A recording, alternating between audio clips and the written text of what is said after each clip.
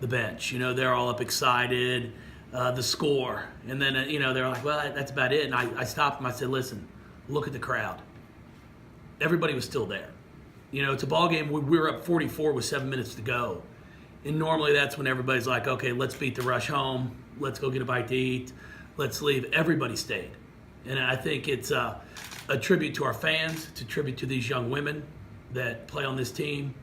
That everyone stayed and wanted to be a part of that until the final horn sounded. And I just thank all of our media here because I think you guys do a great job of helping promote our women's basketball program. And I think we've got a great group of young women that you're able to promote that not only play great basketball, but they're great people. And we're looking forward to Sunday's ball game. We came back from Pitt last night. We're excited to get a win. It's a venue that's always difficult to play in. Being an old Big East rival, we always know it's going to be a game. We didn't defend as well as we have in the first half, but figured out a way to go in the half with a 4-point lead, and then extended it throughout the third quarter, and then obviously played very well in the fourth. So pleased to get that win, and now we're getting prepared for a very, very good Florida State team on Sunday. Any questions? You had a game where Asia didn't score a ton of points last night, but other people looked like picked it up and you passed the ball really well. Have you watched the tape of that and thoughts on what happened? Yeah, we broke down the film. I saw Asia this morning, and I asked her if she knew we played last night. It wasn't the Asia Dur performance that we're used to. She was just passive. She turned down some shots she normally takes, but I thought she passed the ball well. But she was like, yeah, I just wasn't myself last night. But what she does when she's on the floor is she attracts so much attention that allows others to get open looks. But overall, I was just really pleased with. I thought our bench played well. I thought Bianca Dunham came in and gave us a spark.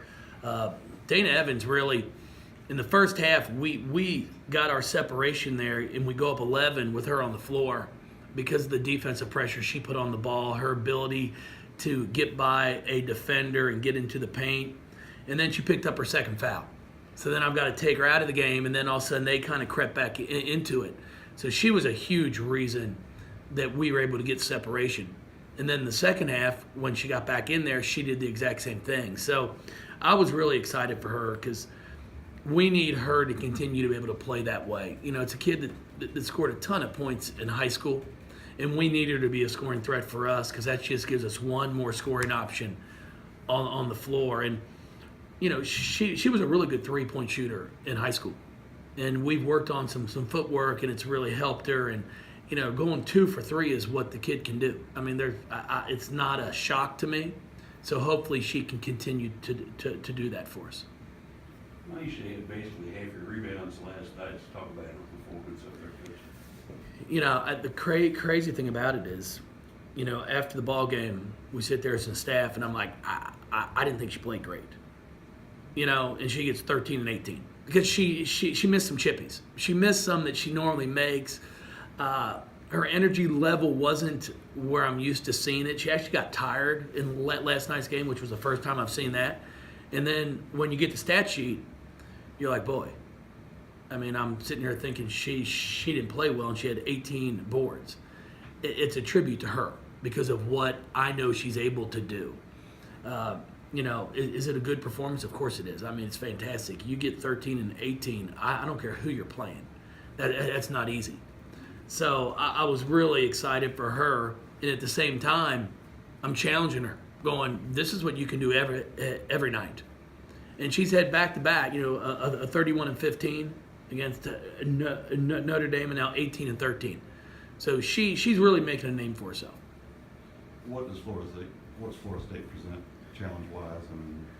They have great guard play. Amani Wright is shooting a three as well as anybody in the league. She was 7 of 14, I believe, in their game last night.